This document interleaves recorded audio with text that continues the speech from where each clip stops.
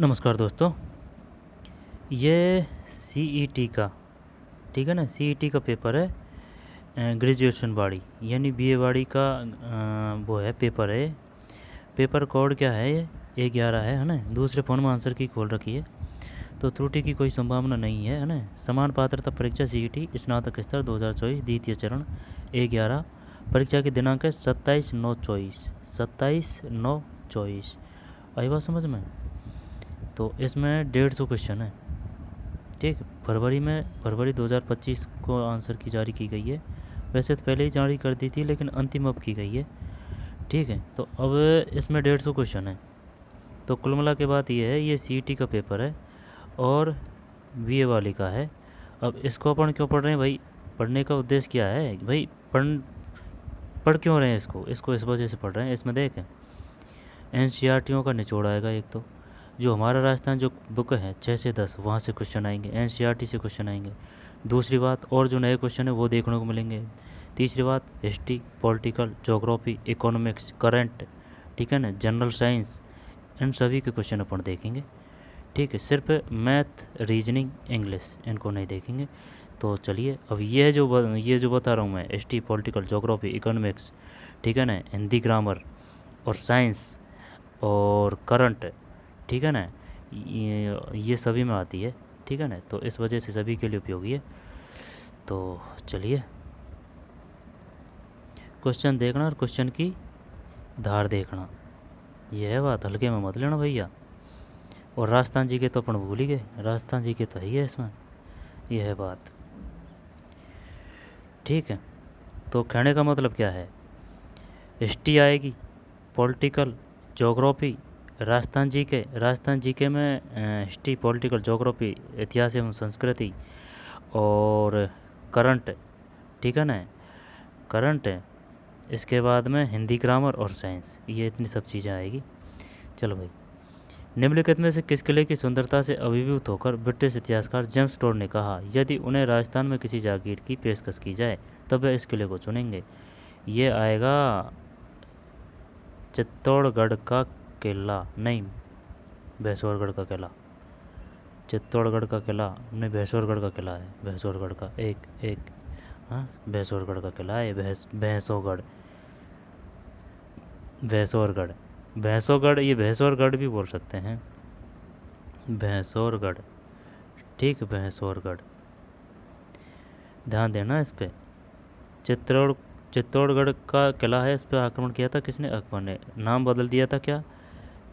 चित्त से खिजराबाद, है ना, ये है। नाहरगढ़, नाहरगढ़, नाहरगढ़ जयपुर में है। तारागढ़, तारागढ़ दो है, एक तो अजमेर में है और एक बूंदी में है। अजमेर में है और एक बूंदी में है। भैंसोगढ़, है ना, भैंसौरगढ़। अब ये बता सकता है इसकी भौगोलिक स्थिति कि है कहाँ है ये झालावाड़ में है। हाँ, झालावाड़ में है शायद भैंसौरगढ़। गोगाजी, गोगाजी से संबंधित है। गोगाजी ददेरवा, गए आ रहे हैं दो, गए आ रहे हैं, देखें गोगाजी में दो गए आ रहे हैं। गोगाजी, गोगाजी देरवा, ददेरवा, गोगाजी ददेरवा। नाहरगढ़ जयपुर, तारागढ़ बूंदी और तारागढ़ अजमेर भी है ना। और भैंसौरगढ़ ये शायद झालावाड़ है, कन्फर्म पता नहीं है। चित्तौड़गढ़। आगे चलते हैं। जेम्स टोड ने कहा था, किसने कहा था? जेम्स टोड ने। और ये बताइए, सर्वप्रथम जो राजस्थान की जो बोलियां हैं या फिर भाषा है, उनका वर्गीकरण किसने किया था? गियर्सन, यानी कि गेर दे रहा है या फिर ग्रीस दे रहा है, गियर्सन, गियर्सन। और राजपूताना का सर्वप्रथम प्रयोग किसने किया था? James Tod. ठीक भाई, आगे चलते हैं। बांसवाड़ा, डूंगरपुर और उसके आसपास के पहाड़ी क्षेत्रों में कौन सी भाषा बोली जाती है? बांसवाड़ा, डूंगरपुर और उसके आसपास के पहाड़ी क्षेत्रों में, समझ रहा है बात को? जैसे कि ये अपना प्यारा राजस्थान है भाई, ये अपना प्यारा राजस्थान है। अब बांसवाड़ा की बात कर रहा है, बांसवाड़ा ये नीचे नीचे, ये ठुड्डी वाला ये धौलपुर है, ये जैसलमेर है, यहाँ वो मिलेगी कौन सी, धार पार कर मिलेगी। और ये इधर श्री गंगानगर है, इधर हनुमानगढ़ है, ये धौलपुर हो गया, ये बांसवाड़ा है, करकरेगा, माही नदी है ना, कोटा बूंदी झालावाड़ वगैरह चित्तौड़गढ़ ये इधर है। ठीक है। जब अब क्या बताना है अपन को, बांसवाड़ा डूंगरपुर उसके आसपास के, ये जो पारी है ना, ये कौन सी पारी है, ये शायद दूसरी पारी है। लेकिन जो है ना लास्ट वाली पारी, उनका पेपर टपता भाई, टपता उनका पेपर, एकदम शानदार ज़ोरदार था। बांसवाड़ा डूंगरपुर इसके आसपास के पहाड़ी क्षेत्रों में कौन सी भाषा बोली जाती है? तो डूंगर से मेवाती, अलवर, भरतपुर है। शेखावाटी सब जानते हैं, चूरू, सीकर, झुंझुनू। और हाड़ौती, कोटा बूंदी, बारा, झालावाड़। वागड़ी, वागड़ी ड़ से डूंगरपुर, क्योंकि डूंगरपुर में भी ड़ है ना, बांसवाड़ा में भी ड़ है, तो वागड़ी, दो में सी। कालबेलिया नृत्य कला रूप को यूनेस्को की अमूर्त विरासत सूची में किस वर्ष सम्मिलित किया गया? 2010। फिर किस समाज में सभी पद प्रधान होते हैं? अव्यय भाव है, माताचे, पिताचे। वो अव्यय नहीं, सॉरी, द्वंद है ना, द्वंद। क्रिया या धातु के अंत में लगाए जाने वाले प्रत्यय कहलाते हैं? तदित, तदित प्रत्यय। 5 में गलत है, हो गया ना खेल। 5 में कृत प्रत्यय। जब ये है ना, इनके बारे में पता होना चाहिए यार, ये तो पता नहीं है भाई अपन को, स्त्री प्रत्यय भी होते हैं क्या। और ऊन वाचक तदित प्रत्यय, अब ये तो नाम से क्या कर देंगे इसको, तो कुछ अटपटा सा लगेगा, और सिमिलरिटी सी मिलेगी इस नाम से, तो कर देंगे इसको, लेकिन है पता नहीं अपन को भाई क्या है ये ऊनवाचक। ऊनवाचक है ना, ऊनवाचक। और स्त्री प्रत्यय, तदित प्रत्यय, कृत प्रत्यय। क्रिया या धातु के अंत में लगाए जाने वाले प्रत्यय है ना, क्रिया, कृत। वैसे ये नाम से ही आ रहा है, क्रिया, कृत है ना, तो ये कर देना चाहिए था अपन को कृत, लेकिन तदित पे गए अपन, ज़्यादा गहराई में जाने की ज़रूरत नहीं थी। क्रिया, क्रिया, ये कृत। 5 में से इनमें से कौन सा शब्द अमीय पर्यायवाची नहीं है? अमीय का पर्यायवाची नहीं है।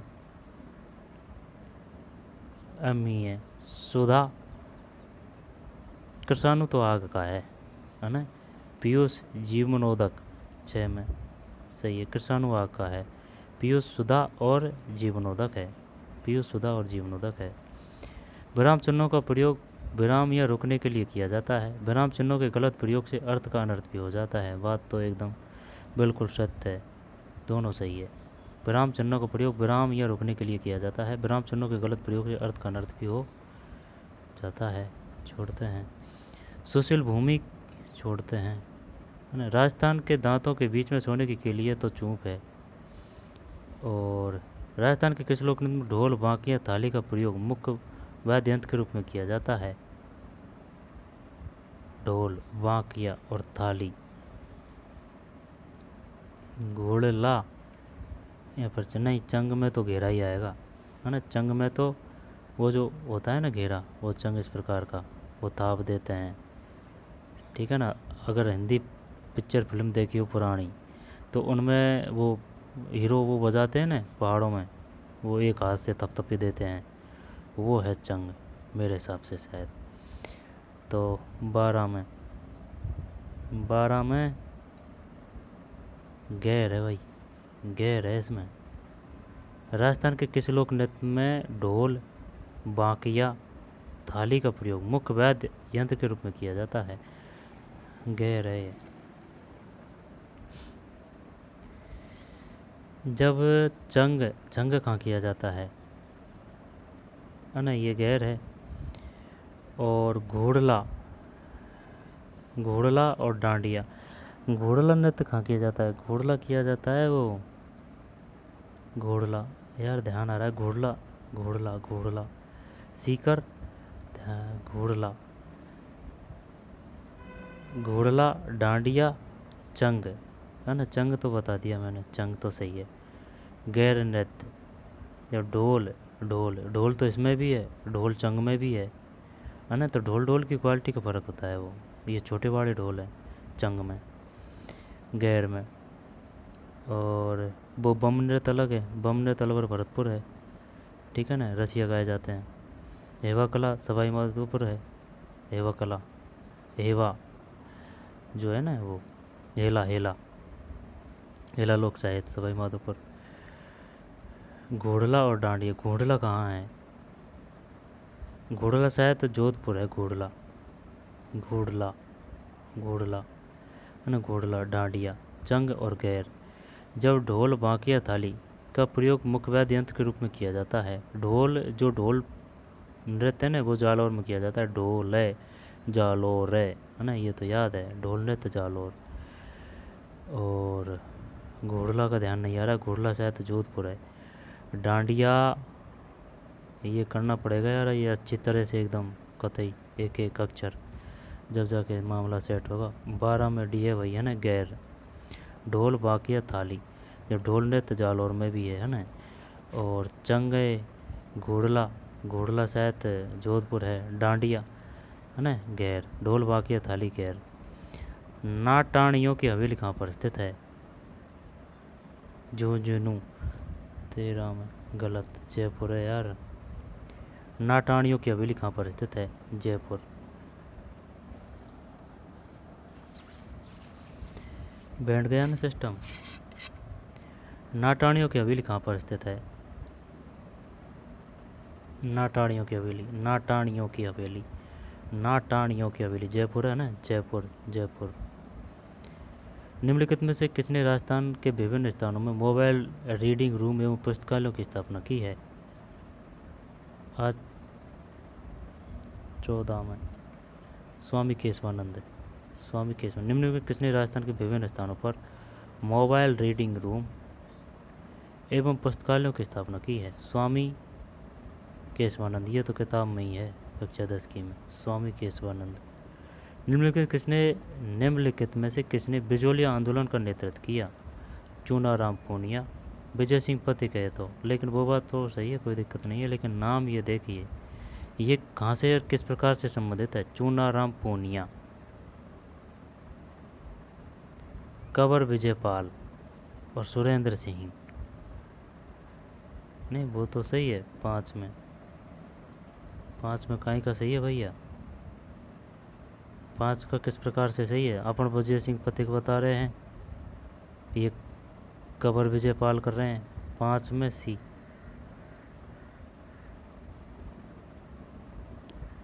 निम्नलिखित में से किसने बिजोलिया आंदोलन का नेतृत्व किया? ये तो विजय सिंह पथिक होना चाहिए यार इसमें तो, विजय सिंह पथिक।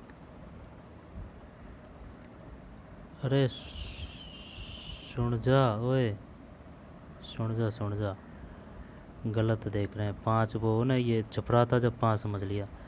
जब 14, 14 में सी है ना, स्वामी विवेकानंद।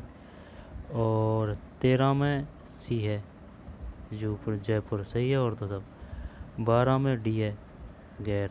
12 में डी, गैर है ना। ढोल बांकिया थाली, गैर। ढोल बांकिया थाली, गैर। नाटाणियों की हवेली, जयपुर है। और विभिन्न स्थापन मोबाइल, ये स्वामी केशवानंद है।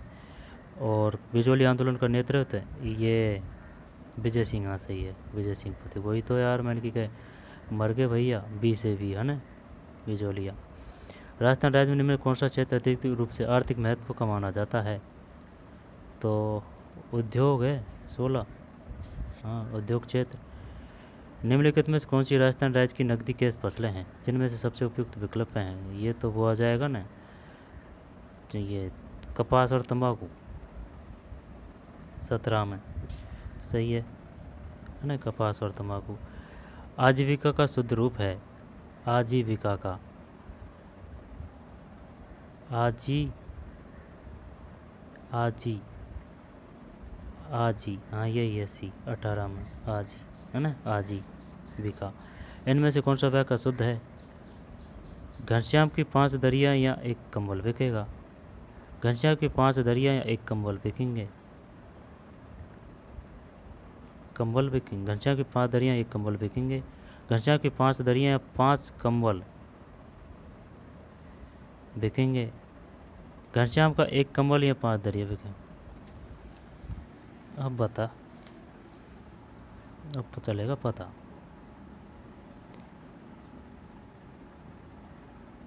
घनश्याम की 5 दरिया या एक कंबल बिकेगा। घनश्याम का एक कंबल या 5 दरियाँ बिकेगी। घनश्याम की 5 दरियाँ या एक कंबल बिकेंगे। एक कंबल बिकेगा, एक कंबल एक आ रहा है और ये बिकेंगे आ रहा है, ये तो गलत है। हाँ तो यही है, तो और कहीं अशुद्धि तो बताना है अपन को, कौन सा शुद्ध है। हाँ यही है, घनश्याम की 5 दरियाँ हैं 5, भाई 5 तो बहुवचन होगा ना। हाँ तो जब तो सही है, 19 सही है भाई, जीत गए जंग। घनश्याम की 5 दरियाँ एक कंबल बिकेंगे, ये इस प्रकार से है ना, ये तो सही है। घनश्याम की 5 दरिया या एक कंबल बिकेगा, ठीक है, एक है तो ये एक ही वचन है। घनश्याम का एक वचन, ये एक कंबल या 5 दरिया बिकेगी, ठीक है। लेकिन ये खेला खेल रहा है घनश्याम की 5 दरिया या एक कंबल बिकेंगे, है ना। जब एक आएगा तो एक बिकेगा आएगा, इंगे नहीं आएगा। फिर कमल तोड़ना, सूची को मिलान कीजिए। जब रुक जा, चांद पर थूकना, चांद पर थूकना, सम्मान्य का अनादर करना। कलम तोड़ना, कलम तोड़ना, बढ़िया लिखना। कलेजा ठंडा होना, जब संतोष होना। खेत रह जाना, वीर गति को पाना, ये तो सही है। देख लेते हैं फिर भी, ओवर कॉन्फिडेंस ले डूबता है। 20 में डी, 3 4 2 1, 3 4 1 2। कमल तोड़ना, बढ़िया लिखना। खेत रहना या आना, है ना, खेत रहना, वीर गति पाना। चांद पर थूकना,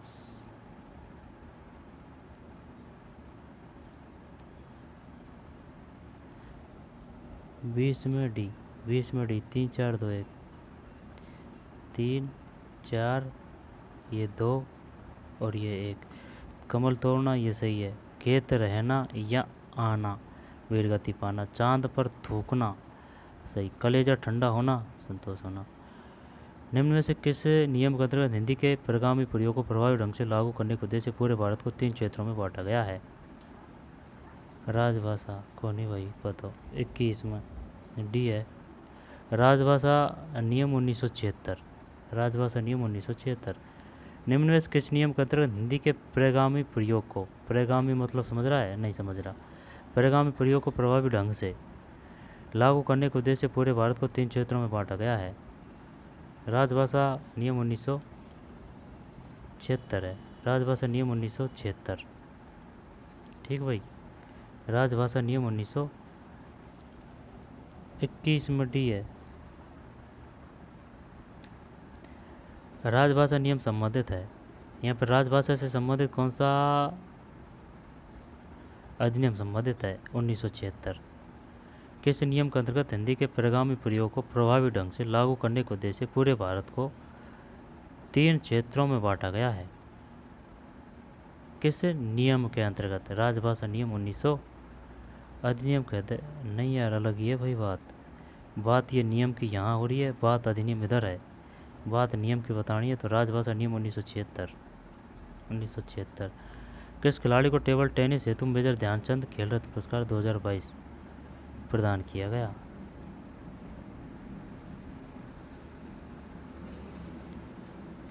टेबल टेनिस हेतु मेजर ध्यान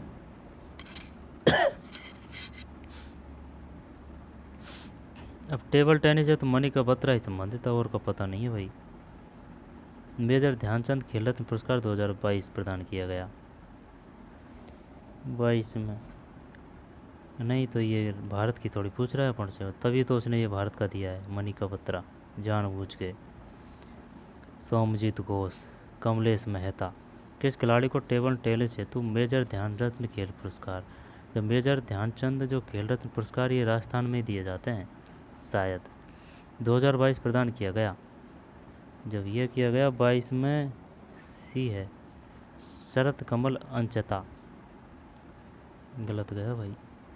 अब ये ना जो इम्पोर्टेंट है ना करंट, चाहे वो साल पुरानी हो, यहाँ पर 2 साल पुरानी हो, वो आएगा, आई बात समझ। लेकिन वही आएगा जो प्रसिद्ध है और इम्पोर्टेंट है। जैसे कि ये अब ये मेजर ध्यानचंद कोई हल्की फुल्की बात थोड़ी है। किस खिलाड़ी को टेबल टेनिस हेतु मेजर ध्यानचंद खेल रत्न पुरस्कार 2022 प्रदान किया गया? शरत कमल अंचता। तो बताइए निम्नलिखित में कौन सा खिलाड़ी टेबल टेनिस से संबंधित है? शरत कमल अंचता। शरत कमल अंचता। शरत कमल अंचता। शायद ये माता पिताओं का नाम है, बाद में खुद का नाम है शायद ये अंचता, लगाते हैं काफ़ी जगह। जब शरत कमल अंचता और खेल रत्न पुरस्कार 2022 प्रदान किया गया, ठीक है ना। शरत कमल अंचता को किस क्षेत्र में पुरस्कार मिला है? टेबल टेनिस पहले मिला था। कौन सा मिला है? मेजर ध्यानचंद खेल रत्न पुरस्कार 2022। टेबल टेनिस से कौन संबंधित है? मनिका बत्रा, सौम्यजीत कौहत भी संबंधित है, कमलेश मेहता का पता नहीं है भाई। निम्न में कौन सा भारतीय संविधान के तहत मौलिक अधिकार नहीं है? संपत्ति का नहीं है, शिक्षा का है, समानता का है, स्वतंत्रता का है, संपत्ति का नहीं है। खारे पानी का मगरमच्छ निम्न में किस जीव मंडल रिजर्व का मुख्य जीव है? ये तो वो आ जाएगा ना, कच्छ में मिलता है खारा। तो क्या कच्छ में मगरमच्छ है?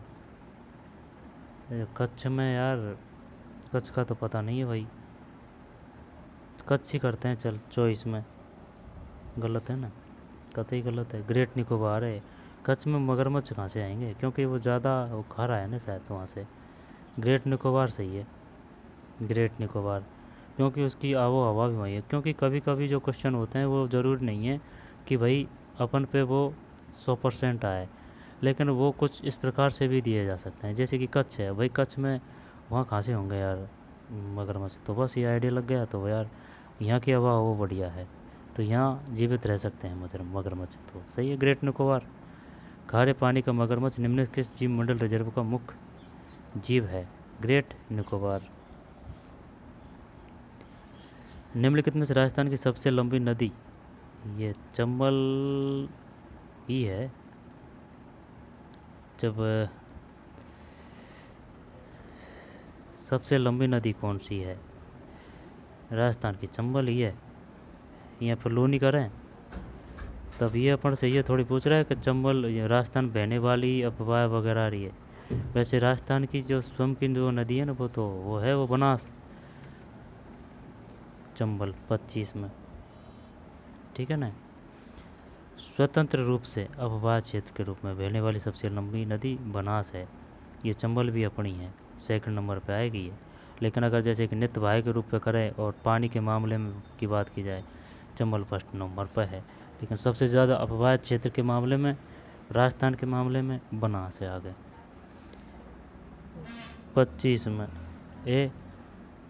थार रेगिस्तान में 3 शहरों का रेगिस्तानी त्रिकोण शामिल है। ये शानदार क्वेश्चन आया। देख, थार रेगिस्तान में 3 शहरों का रेगिस्तानी त्रिकोण शामिल है, रेगिस्तानी त्रिकोण शामिल है। वह निम्न में सबसे उपयुक्त विकल्प चुने। 26 में डी है, जैसलमेर, जोधपुर और बीकानेर। जैसलमेर है ना, जोधपुर और बीकानेर, तो हो गया त्रिकोण, त्रिकोण हो गया। जैसलमेर है ना, जोधपुर और बीकानेर, त्रिकोण, जैसलमेर, जोधपुर, बीकानेर, जैसलमेर, जोधपुर, बीकानेर। निम्नलिखित राज्यों में भारत के किस राज्य में वरकाना जलप्रपात स्थित है? नहीं है भाई, बरकाना, बरकाना तो गोवा, 27 में। ए है कर्नाटक है, कर्नाटक। निम्नलिखित राज्यों में भारत के किस राज्य में बरकाना जलप्रपात स्थित है? कर्नाटक है 27 में, कर्नाटक, ठीक। निम्नलिखित राज्यों में भारत के किस राज्य में बरकाना जलप्रपात स्थित है? पता नहीं है भाई, वरकाना, ठीक, वरकाना, वरकाना, वे फिर रे और काना, वरकाना, कर्नाटक है 27 में। ए बरकाना कर्नाटक, वरकाना कर्नाटक, वरकाना कर्नाटक। बरकाना क्या है? जलप्रपात है। निम्नलिखित में से कौन सा खनिज अधात्विक एवं अकार्बनिक है? ये ग्रेफाइट 28 में, सही है। यानी कि अधात्विक है और अकार्बनिक है, ठीक है ना। और हीरा का अपर रूप भी कहा जाता है ग्रेफाइट को, हीरा का अपर रूप। जब अधात्विक है, अकार्बनिक है ग्रेफाइट, जबकि कोयला कार्बनिक है, प्राकृतिक गैस पेट्रोलियम। निम्नलिखित में से कौन लोहे अयस्क का प्रकार नहीं है? 29 में डी। निम्नलिखित में से कौन लोहे अयस्क का प्रकार नहीं है? जब ये सिडेराइट है, मैग्नेटाइट है और लिमोनाइट है, हेमेनाइट है, लिग्नाइट, सिडेराइट है, लिग्नाइट, सिडेराइट है ना, मैग्नेटाइट, हेमेटाइट, लिमोनाइट। यार ये लिग्नाइट नहीं है।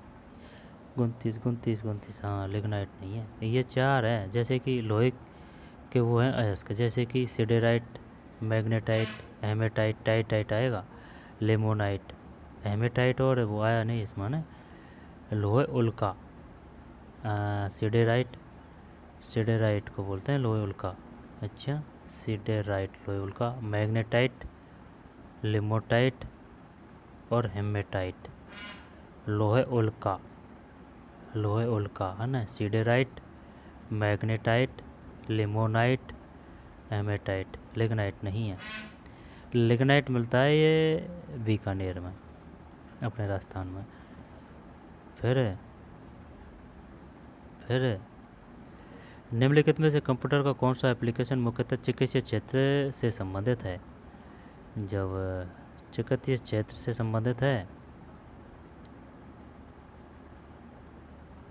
ये आ जाएगा ना, शल्य चिकित्सा में सहायता देना। हाँ 33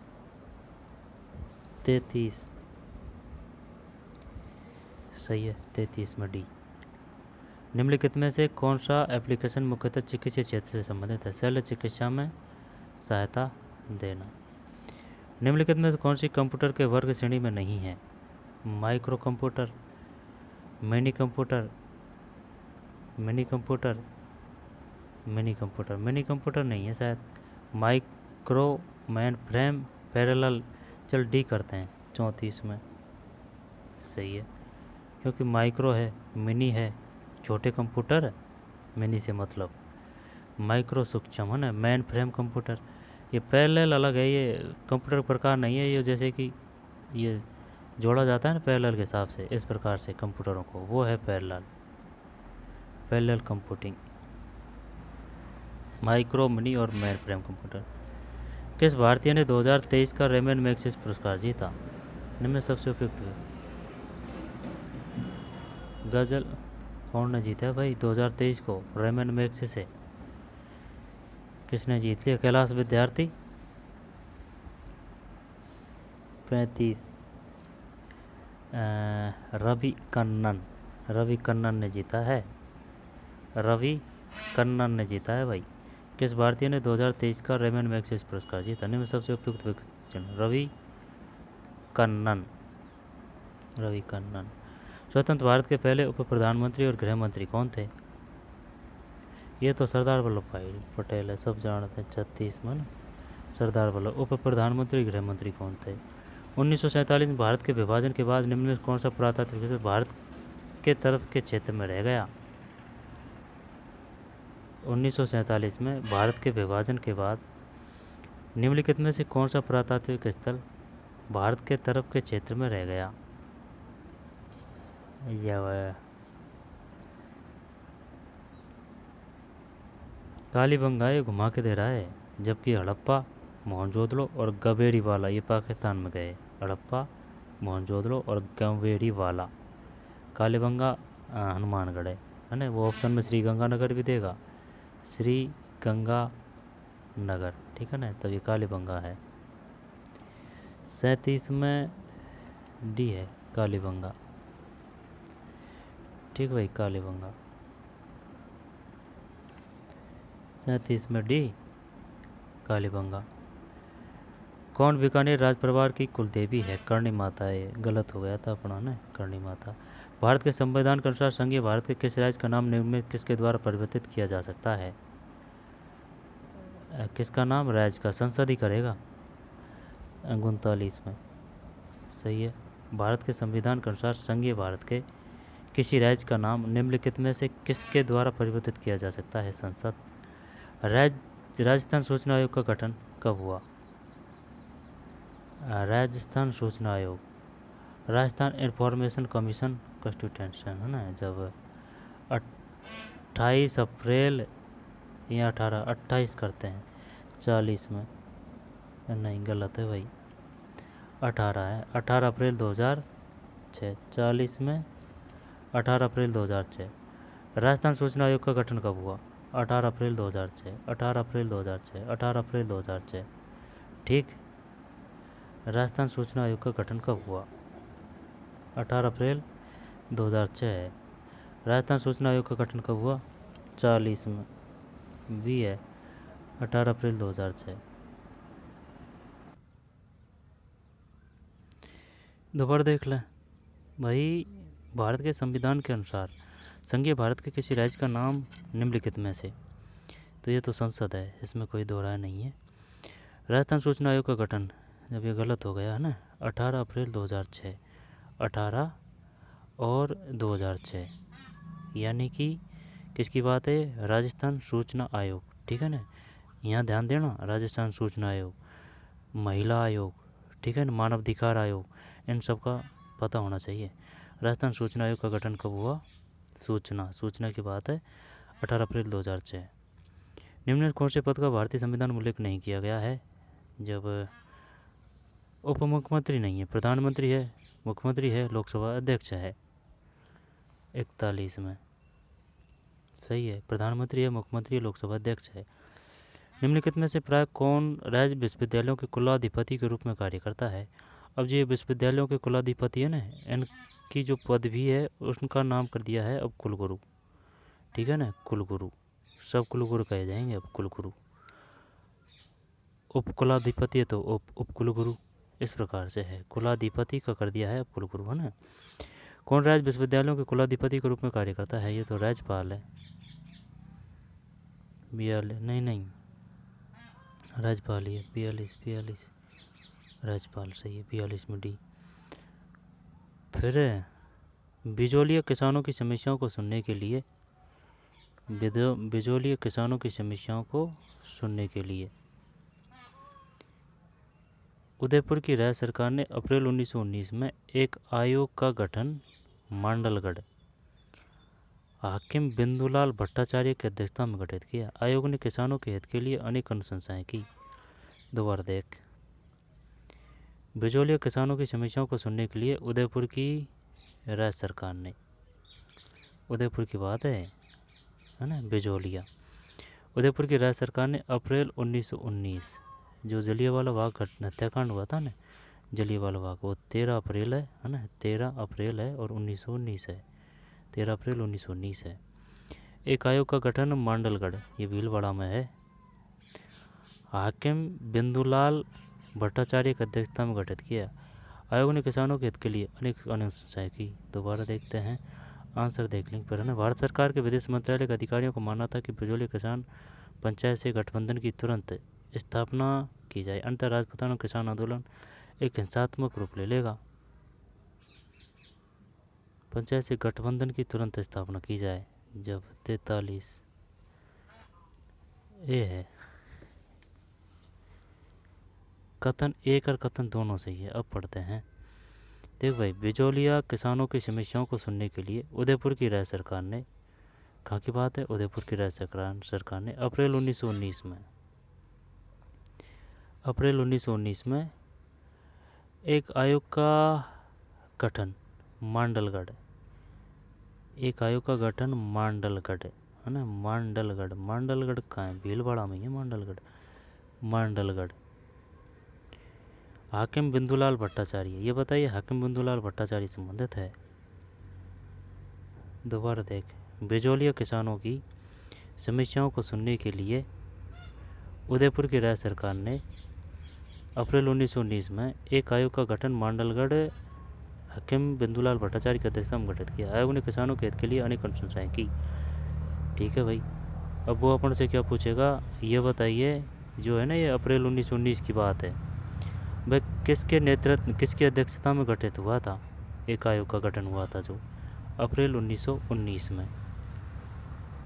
हाकिम बिंदुलाल भट्टाचार्य है। यहाँ पर ये बताइए हाकिम बिंदुलाल भट्टाचार्य संबंधित है बिजोलिया आंदोलन। बिजोलिया आंदोलन, हाकिम बिंदुलाल भट्टाचार्य, उदयपुर। भारतीय सरकार ने विदेश मंत्रालय के अधिकारियों को मानना था कि बिजोली किसान पंचायत से गठबंधन की तुरंत स्थापना की जाए, अन्यथा राजपूताना किसान आंदोलन एक हिंसात्मक रूप ले लेगा। दोनों सत्य है। निम्नलिखित में समाज सुधार में से कौन सती प्रथा उन्मूलन के साथ जुड़े हुए थे? सती प्रथा, राजा राम मोहन राय, 44 है ना, राजा राम मोहन राय।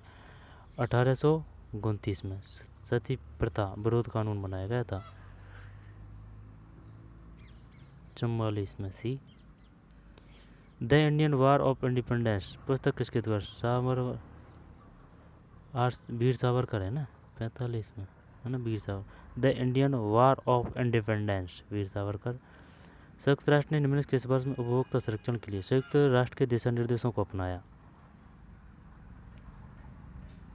46, 1985 है। दोबारा देख, संयुक्त राष्ट्र ने निम्नलिखित में से किस वर्ष में उपभोक्ता संरक्षण के लिए संयुक्त राष्ट्र के दिशा निर्देशों को अपनाया?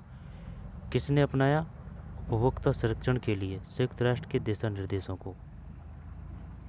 संयुक्त राष्ट्र ने निम्न में से किस वर्ष में उपभोक्ता संरक्षण के लिए संयुक्त राष्ट्र के दिशा निर्देशों को अपनाया? संयुक्त राष्ट्र ने निम्न में से किस वर्ष में उपभोक्ता संरक्षण के लिए संयुक्त राष्ट्र के दिशा निर्देशों को अपनाया?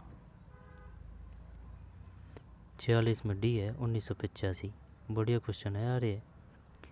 UN guideline, in which of the following year United national adopt the UN guideline for consumer protection? 1985। 46 में डी है ना। निम्नलिखित में कौन सी संस्था भारत में बीमा उद्योग को नियंत्रित करती है? आर से भी एल आई सी 47 गलत। IRDAI है, IRDAI है भाई, IRDAI है भैया। निम्नलिखित में से कौन सी संस्था भारत में बीमा उद्योग को नियंत्रित करती है? IRDAI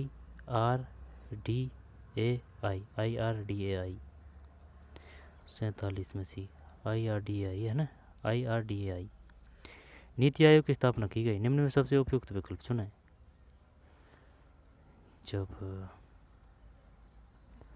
ये 1 जनवरी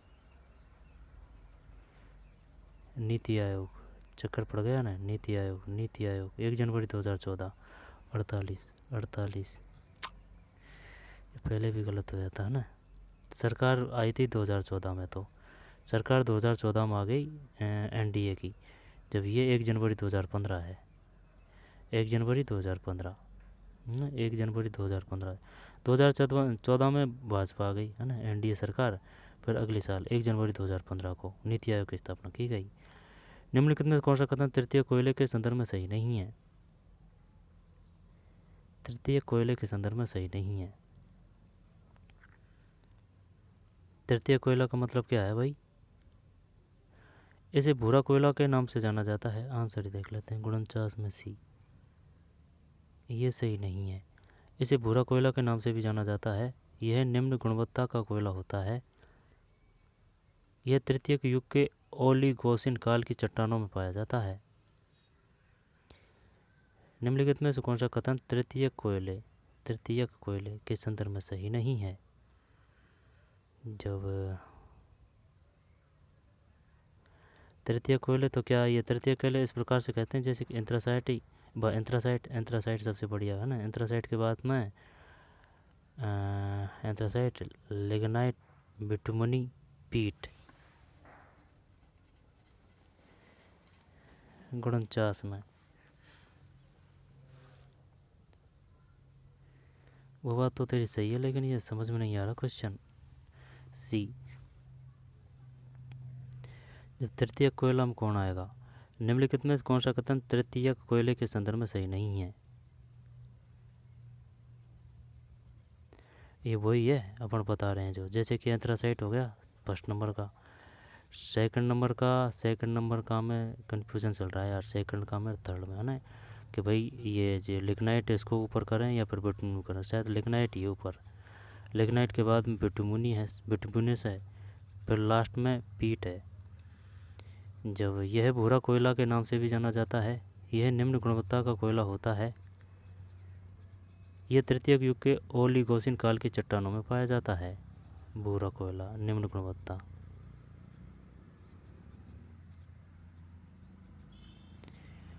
कोरबा बनावट फॉर्मेशन किसकी खेती के लिए उपयोगी है?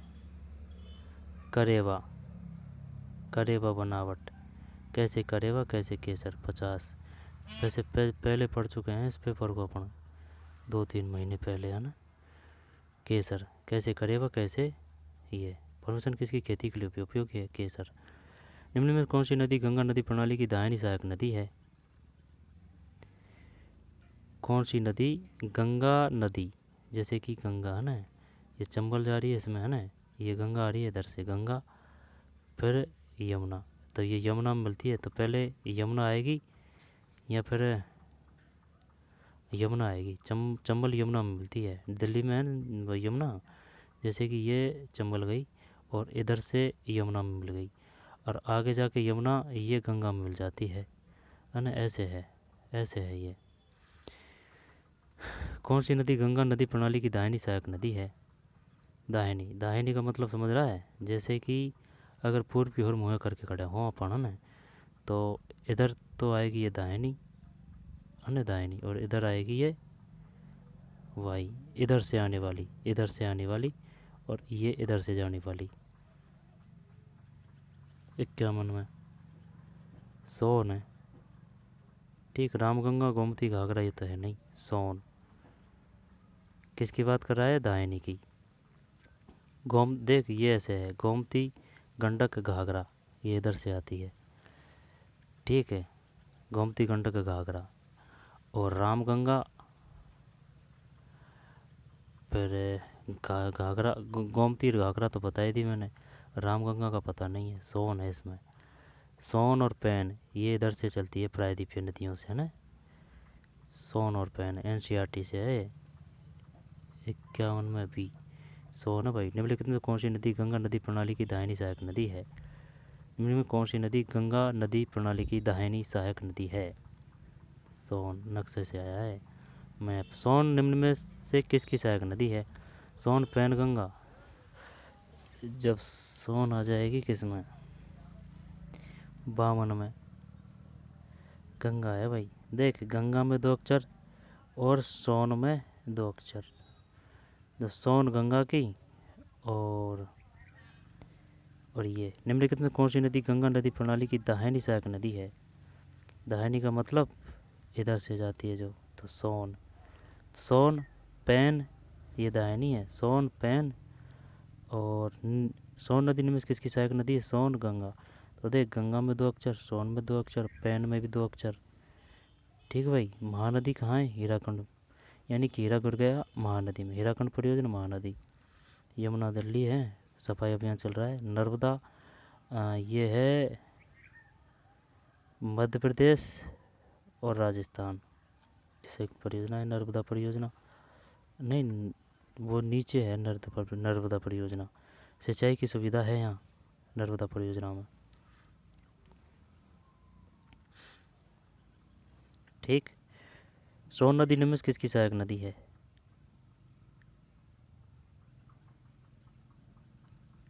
गंगा की।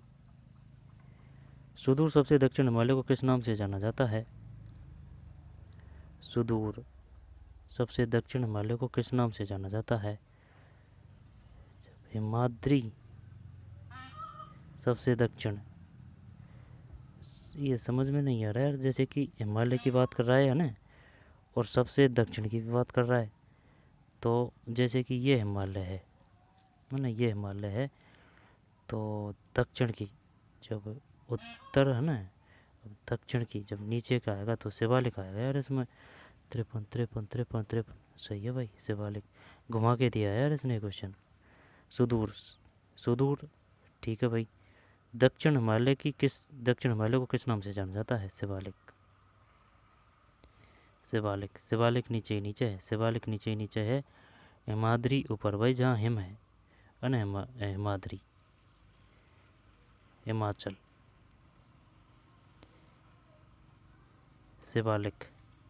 निम्नलिखित में भारत की प्राचीनतम तेल रिफाइनरी कौन सी है? डिग, नहीं मथुरा है इसमें 54 में, गलत कर दिया ना, डिगबोई है, डिगबोई रिफाइनरी। निम्नलिखित में भारत की प्राचीनतम तेल रिफाइनरी कौन सी है? डिगबोई, डिगबोई ये असम में है, डिगबोई असम में है भाई। निम्नलिखित में भारत की प्राचीनतम तेल रिफाइनरी कौन सी है?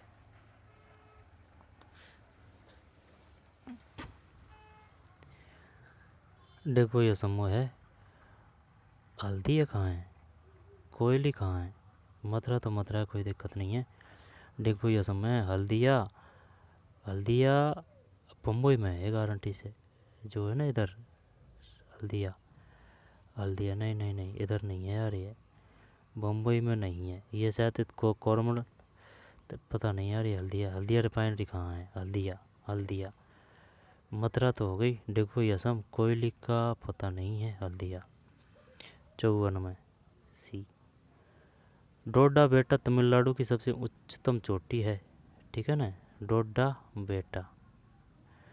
जब इधर है साथ साथ है डोडा बेटा और नीलगिरी, दादा बेटा सबसे उच्चतम चोटी है। निम्न में से कौन सी पर्वत प्रसिद्ध पर्वत श्रृंखला का एक भाग है? ये तो वो है ना, नीलगिरी पर्वत है, ये काफ़ी बार आ चुका है क्वेश्चन। नीलगिरी, सतपुड़ा पहाड़ियाँ, अरावली पर्वत, पीर पंजाल। जो 55 में है ना नीलगिरी पर्वत। नीलगिरी पर्वत का वो है कौन सा? अनाईमुड़ी, दादा बेटा और अनाईमुड़ी, नीलगिरी पर्वत। जब तमिलनाडु की, तमिलनाडु में आएगा ये, डोडा बेटा, दादा बेटा, नीलगिरी। दादा बेटा कहाँ है? तमिलनाडु, दादा और बेटा तमिलनाडु, नीलगिरी पर्वत। फिर एंडोर्समेंट, एंडोर्समेंट पृष्ठांकन करना 56 में, सही है, पृष्ठांकन करना। निम्नलिखित में से कौन कंट्रोल यूनिट के कार्यों का सर्वोत्तम वर्णन करता है? 57 में ए है, मेमोरी, प्रोसेसर, इनपुट आउटपुट उपकरणों के परिचालन का नियंत्रण। इनमें से कौन कंट्रोल यूनिट के कार्यों का सर्वोत्तम वर्णन करता है? Memory, processor, memory, processor, input output उपकरणों के परिचालन का नियंत्रण। मेमोरी, प्रोसेसर और इनपुट आउटपुट उपकरणों के परिचालन का नियंत्रण, कंट्रोल यूनिट, ठीक है ना भाई। निम्न में से कौन कंट्रोल यूनिट के कार्यों का सर्वोत्तम वर्णन करता है? 57 में ए, मेमोरी, प्रोसेसर, इनपुट और आउटपुट उपकरणों के परिचालन का नियंत्रण। 57 में ए। निम्न में से कौन सी सुविधा मुख्यतः राजस्थान की ई मित्र प्लस पहल द्वारा प्रदान की जाती है? मुख्यतः राजस्थान की ई मित्र प्लस, जब ये आ गया ना जन्म प्रमाण पत्र, दिवस के लिए आवेदन पत्र, 58 में जन्म प्रमाण पत्र, अधिवास के लिए आवेदन पत्र, ई मित्र प्लस, ये प्लस प्लस कोई नहीं, वही है घुमाने के लिए है ना। जन्म प्रमाण पत्र, अधिवास के लिए आवेदन पत्र, जन्म प्रमाण पत्र और अधिवास के लिए आवेदन पत्र। ये अधिवास वही है, मूल निवास है, और बर्थ सर्टिफिकेट जब ये कोई प्लस नहीं है वो वही बात है, कुछ तो 50 इतने रुपये एक्स्ट्रा लेते हैं। निम्न में से कौन सा कर, सब काम इनके माध्यम से होता है मित्रों, कई माध्यम से। निम्न में से कौन सा कर भारत सरकार के लिए सर्वाधिक राजस्व का उपार्जन करता है? कॉरपोरेटर कर या सीमा शुल्क कर है? 59 में कॉरपोरेटर कर है भाई, निगमित कर, कॉरपोरेटर टैक्स, कॉरपोरेटर टैक्स। कौन सा कर भारत सरकार की सर्वाधिक राजस्व का उपार्जन करता है? कॉरपोरेट कर। निम्नलिखित में से कौन वस्तु एवं सेवा कर की परिधि से बाहर है? जीएसटी की बात कर रहा है ना ये, जब वाहन स्प्रिट, मोटर स्प्रिट, जबकि तंबाकू, प्राकृतिक गैस, मादक पेय, नहीं नहीं नहीं प्राकृतिक गैस है, प्राकृतिक गैस जीएसटी से बाहर है 60 में, सही है। तो वाहन स्प्रिट का मतलब क्या है? निम्न में कौन सा वस्तु एवं सेवा कर की परिधि से बाहर है? जब वाहन स्प्रिट, जब ये नहीं, ये तो है, लेकिन ये वाहन स्पिरिट का मतलब क्या है? Motor spirit. तंबाकू वाहन स्पिरिट, मादक पेय प्राकृतिक गैस नहीं है, प्राकृतिक गैस नहीं है। निम्नलिखित में कौन सा संयुक्त क्षेत्र उद्योग का एक उदाहरण है? निम्न में सबसे उपयुक्त विकल्प चुनें। एक सेट में बी है, ऑल इंडिया लिमिटेड।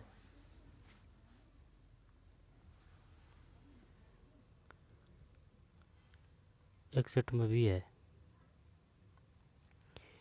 निम्नलिखित में से कौन सा संयुक्त क्षेत्र उद्योग का एक उदाहरण है? इनमें से कौन सा संयुक्त क्षेत्र उद्योग का एक उदाहरण है? एक सेट में बी है। निम्नलिखित में से कौन सा संयुक्त क्षेत्र उद्योग का एक उदाहरण है? Which of the following is an example of joint sector industry? All India limited, जबकि हिंदुस्तान एरोनॉटिक्स लिमिटेड ये स्वयं ही है ना। Steel authority of India limited, SAIL. Bharat heavy electronic limited, BHL। ये BHL हो गया, ये स्टील अथॉरिटी हो गया, यानी कि सेल। ऐसे IL है ना, ये सेल है, steel authority of India limited. और ये वेल है, भारत हेवी इलेक्ट्रिकल लिमिटेड। और ये हेल है, हिंदुस्तान एरोनॉटिक्स लिमिटेड। जब अपन को क्या बताना है? संयुक्त क्षेत्र का, संयुक्त क्षेत्र उद्योग का एक उदाहरण है ऑल इंडिया लिमिटेड। निम्न में से कौन सा खनिज आधारित उद्योग है? 62 में सी, पेट्रोकेमिकल उद्योग। वस्त्र, मत्स्य, खाद्य। हाँ, ये पेट्रोकेमिकल उद्योग है, सही है। निम्नलिखित में कौन सा कथन छोटा नागपुर पठार औद्योगिक क्षेत्र के संदर्भ में सही नहीं है? 63 में बी को हटा देते हैं। यह क्षेत्र भारत के रुहर नाम से विख्यात है। रानी व रांची, धनबाद, चाईबासा, सींदरी इस क्षेत्र के महत्वपूर्ण औद्योगिक केंद्र है। इस क्षेत्र का विकास झारखंड, उड़ीसा से लोहे अयस्क और दामोदर घाटी के कोयले से समृद्ध होने के कारण हुआ है। चलो पता। निम्नलिखित में से कौन सा कथन छोटा नागपुर पठार औद्योगिक क्षेत्र के संदर्भ में सही नहीं है? यह क्षेत्र भारत के रूहर के नाम से विख्यात है। बताइए, भारत के रूहर के नाम से कौन जाना जाता है? छोटा नागपुर का पठार, यहाँ पर दक्षिणी पठार, यहाँ पर उत्तरी पठार, यहाँ पर प्रायद्वीपीय पठार, ठीक है, यहाँ पर कोरोमंडल तट। तो भारत के रूहर के नाम से विख्यात है छोटा नागपुर पठार। यह क्षेत्र झारखंड, छत्तीसगढ़ और आंध्र प्रदेश तक फैला हुआ है। 63 में रांची, धनबाद, चाईबासा, सींदरी। सींदरी, सींदरी वनों का और प्रकार होता है एक, सींदरी वन। इस क्षेत्र के महत्वपूर्ण औद्योगिक केंद्र है, तो ये नहीं है, ये सही नहीं है भाई। इस क्षेत्र का विकास झारखंड, उड़ीसा से लोहे अयस्क और दामोदर घाटी के कोयले से समृद्ध होने के कारण हुआ है। नहीं आई भाई समझ में आएगा यहाँ से क्वेश्चन। बात आ रही है छोटा नागपुर पठार की, औद्योगिक क्षेत्र की, सही नहीं है। भारत के रूहर के नाम से छोटा नागपुर पठार। यह क्षेत्र झारखंड, झारखंड की राजधानी क्या है? झारखंड की राजधानी का नाम क्या है? रांची, रांची। छत्तीसगढ़ की राजधानी का नाम क्या है? रायपुर, है ना, रायपुर। और आंध्र प्रदेश की राजधानी का तेलंगाना है। ठीक है भाई, ये हो गया। यह क्षेत्र झारखंड, छत्तीसगढ़ और आंध्र प्रदेश तक फैला हुआ है। इस क्षेत्र का विकास झारखंड, उड़ीसा से लोहे अयस्क और दामोदर घाटी के कोयले से समृद्ध होने के कारण हुआ है। NCERT से है, सीधा इसमें ना। कानून के समक्ष समानता की अवधारणा कानून के शासन की अवधारणा का एक तत्व, इसे किसके द्वारा प्रतिपादित किया गया? आ रहा है क्या भाई? ये आइवर जेनिंग्स कर रहे हैं इसमें ना, 64 में। गलत है, ये AV डाइसी, कानून के समक्ष समानता। कानून के समक्ष समानता की अवधारणा कानून के शासन की अवधारणा का एक तत्व है। कानून के समक्ष समानता, कानून के समक्ष समानता की अवधारणा कानून के शासन की अवधारणा का एक तत्व है। इसे किसके द्वारा प्रतिपादित किया गया था? 64 में भी एवी टाइसी। कानून के समक्ष समानता की अवधारणा कानून के शासन की अवधारणा का एक तत्व है। कछु पल्ले पड़ रही है। कानून के समक्ष समानता की अवधारणा कानून के शासन की अवधारणा का एक तत्व है। इसे किसके द्वारा प्रतिपादित किया गया? एवी डाइसी। एवी डाइसी। ए भी है कि ई भी है? ए भी है। एवी डाइसी। सूची फर्स्ट और सूची सेकंड। चिपको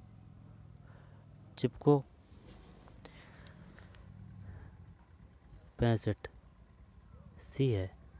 जब 3 1 4 2 है ना, 3 1 4 2 3 है ना, 1 4 और ये 2 है। चिपको आंदोलन पेड़ों की कटाई रोकने के लिए एक पर्यावरण आंदोलन, ठीक है। और वार्डुंग सम्मेलन, वार्डुंग ये पर्यावरण से है। एफ्रो एशियन सम्मेलन, वार्डुंग सम्मेलन। डॉक्टर पीसी महालनोबिस अर्थशास्त्री जिनके नेतृत्व में दूसरी पंचवर्षीय योजना का मसौदा तैयार किया गया। महालनोबिस, ठीक है ना। दूसरी बॉम्बे प्लान एक नियोजित अर्थव्यवस्था स्थापित करने के लिए उन्हें बड़े उद्योगपति द्वारा किया गया एक प्रस्ताव। चल वार्डुंग हो गया ना, अफ्रो एशियन सम्मेलन, चिपको, महालनोबिस, बॉम्बे प्लान। अब कर जब देख चिपको आंदोलन है पेड़ों की कटाई को रोकने के लिए एक पर्यावरण आंदोलन, ये है। वार्डुंग सम्मेलन, अफ्रो एशियन सम्मेलन। डॉक्टर पीसी महालनोबिस अर्थशास्त्री जिनके नेतृत्व में दूसरी पंचवर्षीय योजना का मसौदा तैयार किया गया था। बॉम्बे प्लान एक नियोजित अर्थव्यवस्था स्थापित करने के लिए 1944 में बड़े उद्योगपतियों द्वारा किया गया एक प्रस्ताव, सही है। 1944 में बड़े उद्योगपतियों द्वारा किया गया एक प्रस्ताव, बॉम्बे प्लान। 14 अगस्त 1947 की मध्य रात्रि को पंडित जवाहरलाल नेहरू द्वारा दिया गया प्रसिद्ध भाषण कहलाता है ट्रस्टी विद डेस्टिनी। 66 सही है। ट्रस्टी विद डेस्टिनी है ना, प्राइड और सब। ट्रस्ट विद डेस्टिनी है ना, ट्रस्ट विद डेस्टिनी डेस्टिनी है, डेस्टिनी। ट्रस्ट विद डेस्टिनी है भाई। ट्रस्ट विद डेस्टिनी कब की बात है? 14-15 अगस्त 1947। किसने दिया था? पंडित जवाहरलाल नेहरू ने। Trust with destiny. भारत के विभाजन के दौरान सांप्रदायिक क्षेत्रों में बंट गए शहर थे। ये है लाहौर, लाहौर, अमृतसर और हैदराबाद। हाँ चल देखते हैं कौन सा मान रहा है इसमें। 67 में भी है भाई। भारत के विभाजन के दौरान सांप्रदायिक क्षेत्रों में बढ़ गए शहर थे लाहौर, अमृतसर, कलकत्ता। लाहौर, ठीक है ना, अमृतसर और कलकत्ता भारत के विभाजन के दौरान सांप्रदायिक क्षेत्रों में बढ़ गए थे भाई। जैसे कि लाहौर तो वो अलग हो गया, अमृत सिखों का हो गया, और वो कलकत्ता है ना। लाहौर, अमृतसर और कलकत्ता। निम्न में से कौन सा एक खरीफ फसल नहीं है? सब जानते हैं इसको, तो खरीफ नहीं है। मक्का, चना, धान। जब चना नहीं है, चना। रुक जा।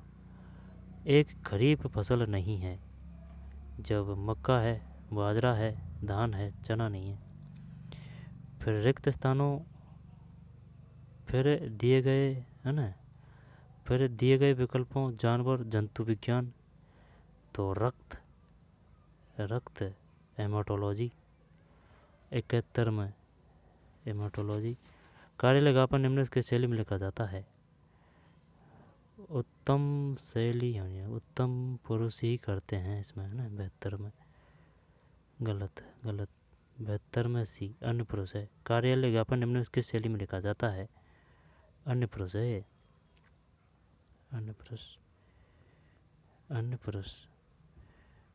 फिर भारत में पंचवर्षीय योजनाओं में निम्न में से कौन से 3 वर्षों को योजना अवकाश घोषित किया गया है?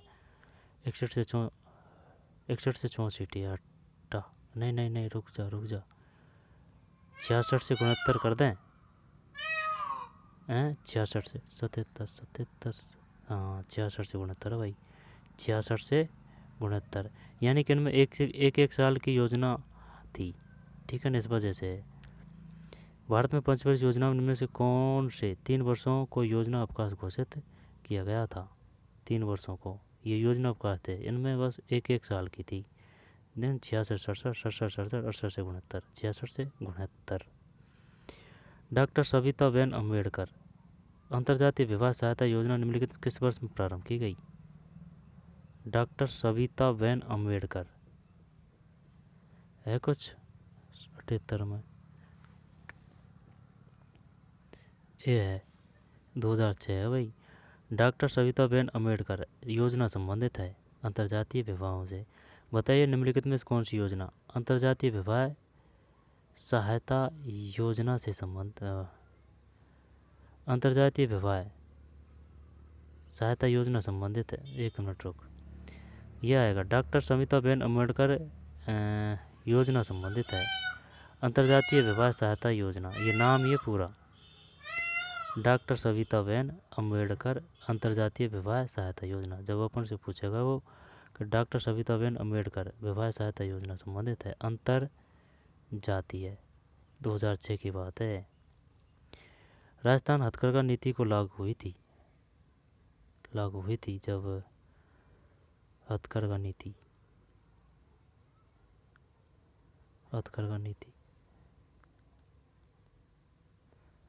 79 ये है 17 सितंबर 2022 है। राजस्थान हथकरघा नीति जो लागू हुई थी 17 सितंबर है ना, ध्यान देना इस बात पे, 17 सितंबर और 2022 है, 23 मत कर देना, 17 सितंबर 2023 भी देगा वो। जब राजस्थान हथकरघा नीति 17 सितंबर 2022 को लागू हुई थी। कोई दिक्कत नहीं। 17 ठीक है ना, 17 सितंबर 2022 बात आ रही है राजस्थान हथकरघा नीति की। वो अगर पूछेगा तो इस प्रकार से भी पूछ सकता है। अब ये तो खैर इतना दे दिया इसने कि राजस्थान हथकरघा नीति लागू हुई थी 17 सितंबर, 18 सितंबर, 19 सितंबर, 20 सितंबर, 17 सितंबर 2022। निम्न में कौन सी सुविधा राजस्थान संपर्क पोर्टल द्वारा प्रदान नहीं की जाती है? 80 में सी है वीडियो कॉन्फ्रेंसिंग, शिकायतों का निपटारा है। GIS एकीकरण और आंकड़ों का विश्लेषण है। GIS एकीकरण और आंकड़ों का विश्लेषण। ऑटोमेटिक स्पीच रिकॉग्निशन ASR, दोबारा देख।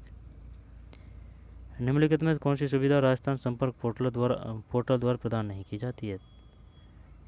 जानते हो राजस्थान संपर्क पोर्टल के बारे में क्या है, कब स्थापना हुई थी? ये वीडियो कॉन्फ्रेंस की सुविधा नहीं है, शिकायतों का निपटारा है। GIS एकीकरण और आंकड़ों का विश्लेषण। Automatic speech recognition ASR। निम्नलिखित में से किन 2 राज्यों में महाई परियोजना एक संयुक्त योजना है? ये तो होगी ना, गुजरात होगी ना एक, राजस्थान गुजरात 81 सही है। राजस्थान गुजरात माही मन चल्ला पवाद है ना, राजस्थान गुजरात। कंप्यूटर की वह कौन सी विशेषता है जिसमें कंप्यूटर विभिन्न प्रकार के कार्यों का सुगमता से निष्पादन करता है? विभिन्न प्रकार के, ये क्वेश्चन आया था, अपन ने पढ़ा था ये उसमें पढ़ा था, उसमें शायद साइकोलॉजी में पढ़ा था ये। जब देख कि भाई गति किसको कहते हैं कंप्यूटर के हिसाब से, यहाँ पर कोई ओल्ड क्वेश्चन पेपर था उसमें पढ़ा था ये। जब निम्नलिखित को सम्मिलित कीजिए, जब गति जिसमें कंप्यूटर विभिन्न प्रकार के कार्यों का सुगमता से निष्पादन करता है, सुगमता से, विभिन्न प्रकार की बात आ रही है, जब बहुमुखी है ना, विश्वसनीयता, गति, अगर स्पीड की बात देता ना तो अपन गति करते, और ये विभिन्न प्रकार है तो बहुमुखी करते हैं 82 में। सही है भाई, बहुमुखी। बहुमुखी कंप्यूटर की वह कौन सी विशेषता है जिसमें कंप्यूटर विभिन्न प्रकार के कार्यों का सुगमता से निष्पादन करता है? बहुमुखी। इनमें से कौन सा एक संवैधानिक निकाय नहीं है? संघ लोक सेवा आयोग, वित्त आयोग, चुनाव आयोग, राष्ट्रीय मानवाधिकार आयोग। जब संवैधानिक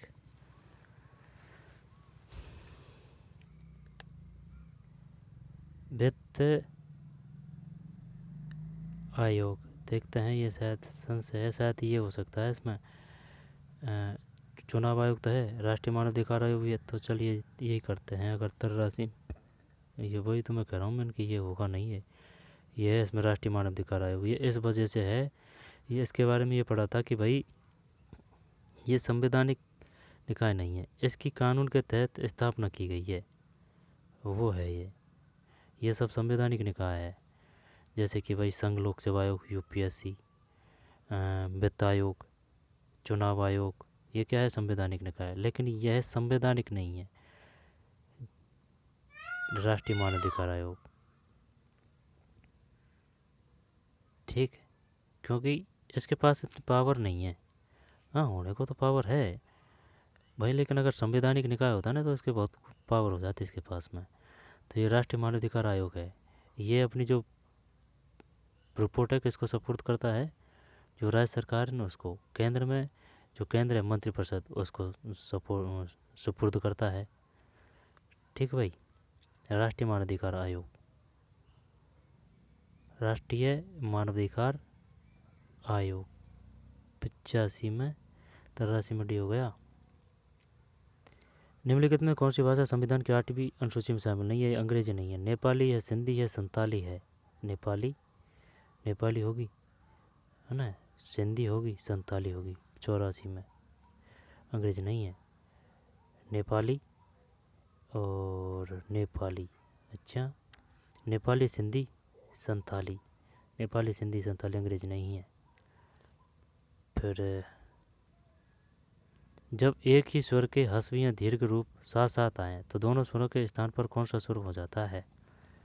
जब एक ही स्वर के ह्रस्व या दीर्घ रूप साथ साथ आए तो दोनों स्वरों के स्थान पर कौन सा स्वर हो जाता है?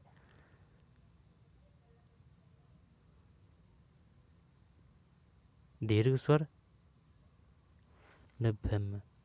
सही है यार, दीर्घ स्वर।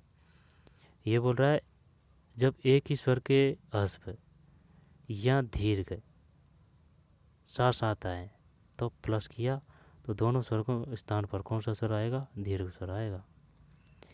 भूस्तर उपग्रहों का स्थापन पृथ्वी तल से 36,000 किमी की ऊपर की दूरी पर किया जाता है। 91 में 36,000 सही है। सांद्र नाइट्रिक एसिड AQ तांबे कॉपर से अभिक्रिया करके देता है। 92 में सी है, कॉपर नाइट्रेट, नाइट्रोजन डाइऑक्साइड एवं पानी। सांद्र नाइट्रिक एसिड एवं तांबे कॉपर से अभिक्रिया करके देता है। सांद्र नाइट्रिक एसिड है ना, एसिड है, तांबे कॉपर से अभिक्रिया करके देता है कॉपर नाइट्रेट, नाइट्रोजन डाइऑक्साइड एवं पानी। समझ रहे हैं बात को? कॉपर नाइट्रेट, नाइट्रोजन डाइऑक्साइड एवं पानी, नाइट्रिक एसिड, कॉपर से, कॉपर नाइट्रेट, नाइट्रोजन डाइऑक्साइड एवं पानी। वर्णांध कलर ब्लाइंड व्यक्ति निम्न रंगों के मध्य भेद करने में असमर्थ रहता है। लाल और हरा रंग, लाल और हरा रंग, लाल और हरा रंग है ना। फिर निम्नलिखित प्रतिपल के लिए जस्ता तनु नाइट्रिक अम्ल AQ से प्रतिक्रिया देता है। 99 में ए है, JnNO3 plus H2O plus N2O। निम्नलिखित प्रतिपल के लिए जस्ता तनु नाइट्रिक अम्ल AQ से प्रतिक्रिया देता है। ZnNO3 है ना प्लस H2O N2O। क्रोमोसोम गुणसूत्र का निम्नलिखित में से कौन सा एक हिस्सा अंश नहीं है? सो बी एफ पार्टिकल, जबकि सैटेलाइट, सेंट्रोमियर, क्रोमेटिड। साइंस को भाई है भाई। क्रोमोसोम यानी कि गुणसूत्र F1 पार्टिकल नहीं है, सैटेलाइट है। वो सैटेलाइट नहीं है, ये अलग है साइंस के हिसाब से। सेंट्रोमियर है, क्रोमेटिड है। नाथुला पास दर्रा भारत के किस राज्य के अंशाजी प्रदेश? नाथुला अरुणा 101 गलत है। सिक्किम है यार, सिक्किम। नाथुला, ठीक, नाथुला।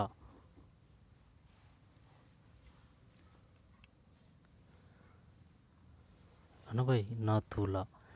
ये दर्रे हैं यार, ये सब अच्छी तरह से देखने पड़ेगा, जब जाके मामला सेट होगा, नहीं तो मामला गोल ही है भाई।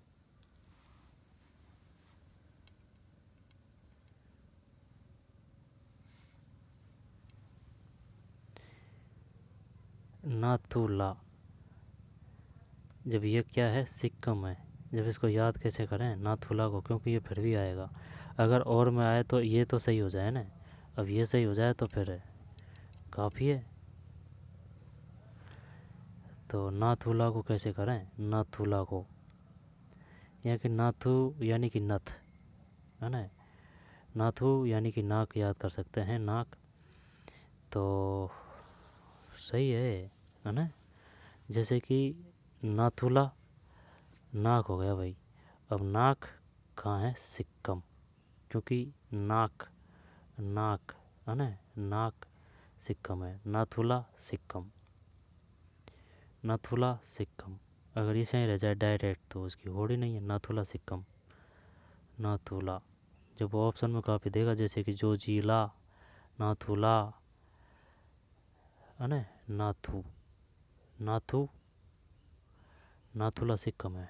ठीक है भाई, नाथुला सिक्किम, नाथुला सिक्किम। 101 में सिक्किम। भारत लेखा परीक्षा और लेखा विभाग के प्रमुख कौन है? भारतीय लेखा परीक्षा लेखा विभाग के प्रमुख कौन है? तो में बी है, भारत के नियंत्रक एवं महालेखा परीक्षक। Comptroller and auditor general of India, attorney general of India. ये बताइए, ज़रूरी नहीं है, जैसे कि ये हिंदी दे रखी है तो वो इंग्लिश भी दे सकता है। कि बताइए अटॉर्नी जनरल ऑफ इंडिया का कार्य क्या है? निम्नलिखित में कौन से कथन सही है अटॉर्नी जनरल से संबंधित? जब अटॉर्नी जनरल का मतलब है भारत के महान्यायवादी, भारत के महान्यायवादी को बोलते हैं attorney general of India. Bharat के नियंत्रक एवं महालेखा परीक्षक को बोलते हैं comptroller and auditor general of India. वित्त मंत्री, फाइनेंस मिनिस्टर, प्राइम मिनिस्टर, कोई दिक्कत नहीं। भारतीय लेखा परीक्षा और लेखा विभाग के प्रमुख कौन है? ये है भाई भारत के नियंत्रक एवं महालेखा परीक्षक। महालेखा, लेखा से लेखा कर देंगे, है ना, कोई दिक्कत नहीं है। भारतीय लेखा परीक्षा और लेखा विभाग के, भारत के नियंत्रक एवं महालेखा, जब इंग्लिश में क्या बोलते हैं इनको? CAG, CAG है ये, comptroller and auditor general, CAG। और ये AG है, ये AG है, ये AG है, ये CAG है ना। हिंदी में ये है, इंग्लिश में ये comptroller and auditor general, CAG। AG Bharat के मायने अटॉर्नी जनरल। निम्न में से कौन सा एक संवैधानिक पद नहीं है? RBI नहीं है, सरकार चुनती है उनको। हाँ, 103 में सही है, RBI नहीं है। राज्यपाल का है संवैधानिक पद, मुख्य न्यायाधीश का है, लोकसभा अध्यक्ष का है, स्पीकर। निम्न में से दुनिया का सबसे बड़ा बसा हुआ नदी द्वीप कौन सा है? तो माजुली है, ब्रह्मपुत्र नदी में। निम्न में से कौन सी नदी सिंधु नदी प्रणाली का भाग नहीं है? जो सिंधु, समझ रहा है सिंधु का? सिंधु नदी प्रणाली का भाग नहीं है।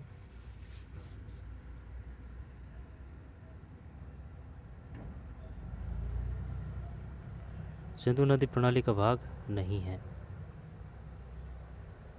जब सिंधु ये जो है ना, इधर से हिमालय से निकलती है, इधर जाती है, सतलज, चेनाब, रावी, है ना, झेलम। तो चेनाब, रावी, है ना, चेनाब, रावी, सतलज, कोसी नहीं है, कोसी बिहार में है 105 में। चेनाब, रावी, सतलज, झेलम भी है। निम्न से राजस्थान कौन सी झील खारे पानी की झील नहीं है? डिडवाना है, पंचभद्रा है, सावर है, पिछोला। पिछोला ये उदयपुर में मीठी है। डिडवाना नागौर, पंचभद्रा बाड़मेर, सावर जयपुर, ये पिछोला ये आ जाएगी मीठी, है ना, उदयपुर 106 में।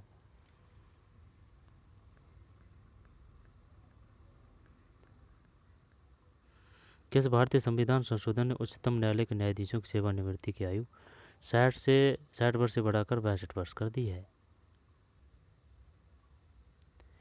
किस भारतीय संविधान संशोधन ने उच्चतम न्यायालय जब 16वां 12 में ये है भाई 15वां संविधान संशोधन। अब वो ये पूछेगा, ये बताइए 15वां संविधान संशोधन संबंधित है किस भारतीय संविधान संशोधन ने उच्चतम न्यायालय के न्यायाधीशों की सेवानिवृत्ति का आयु 60 वर्ष से बढ़ाकर 62 वर्ष कर दी है? किस भारतीय संविधान ने?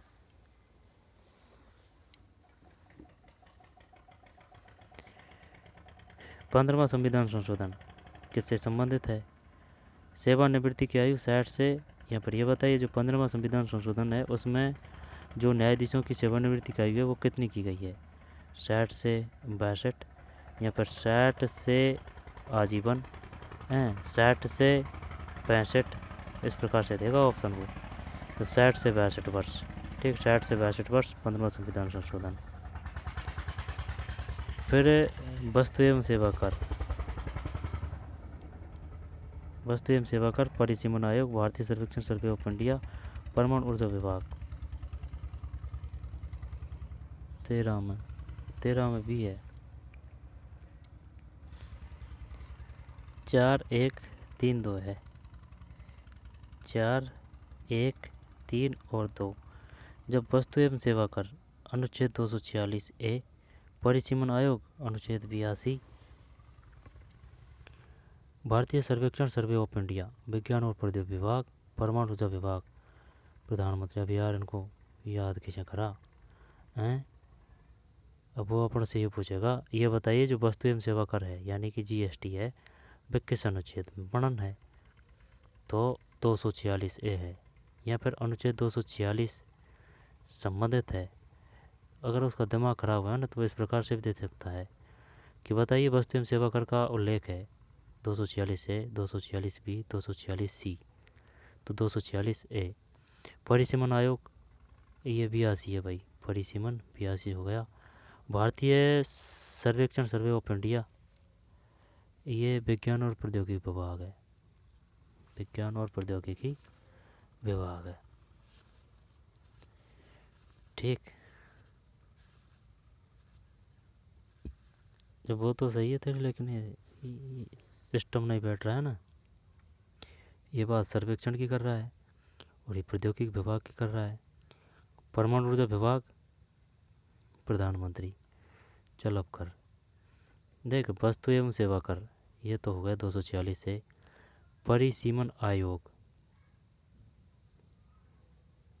परिसीमन है ना, परिसीमन ये 82 है ना, परिसीमन, सीमन 82, परिसीमन 82, परिसीमन 82 है। भारतीय सर्वेक्षण सर्वे ऑफ इंडिया ये है प्रधानमंत्री कर दें? नहीं, प्रधानमंत्री तो परमाणु ऊर्जा विभाग से है, बड़ा पद, बड़ा नाम है ना। भारतीय सर्वेक्षण और सर्वे ऑफ इंडिया, विज्ञान और प्रौद्योगिकी विभाग, ठीक है भाई, बढ़िया और जोरदार क्वेश्चन है। वस्तु एवं सेवा कर 246 है, परिसीमन आयोग 82, भारतीय सर्वेक्षण सर्वे ऑफ इंडिया ये है विज्ञान और प्रौद्योगिकी विभाग, परमाणु ऊर्जा प्रधानमंत्री। निम्न पित्रादेश शब्द का सही संधि विच्छेद है?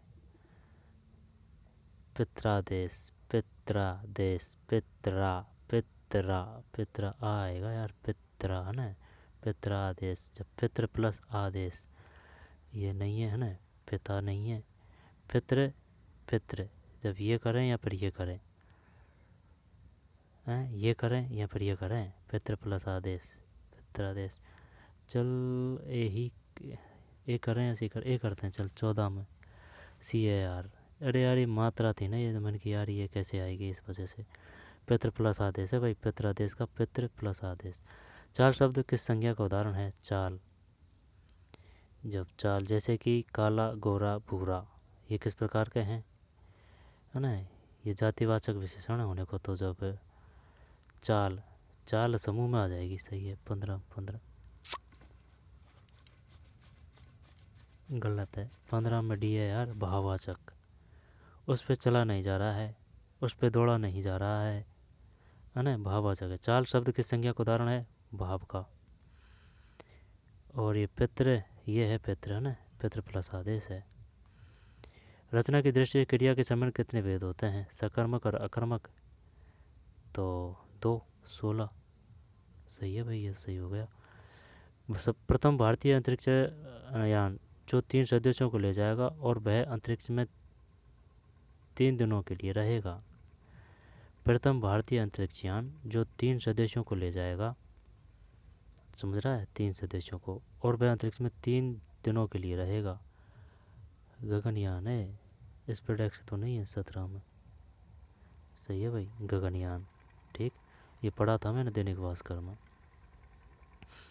प्रथम भारतीय अंतरिक्ष यान जो 3 सदस्यों को ले जाएगा और वह अंतरिक्ष में 3 दिनों के लिए रहेगा, गगनयान है। निम्नलिखित में कौन सा कार्बन का स्वरूप एलोट्रोप नहीं है? देख, ग्रेफाइट तो है,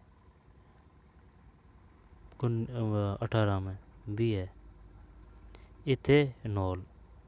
निम्न में कौन सा कार्बन का स्वरूप एलोट्रोप नहीं है? ये नहीं है, जबकि देख फुलरेन है, ग्रेफाइट है, डायमंड है।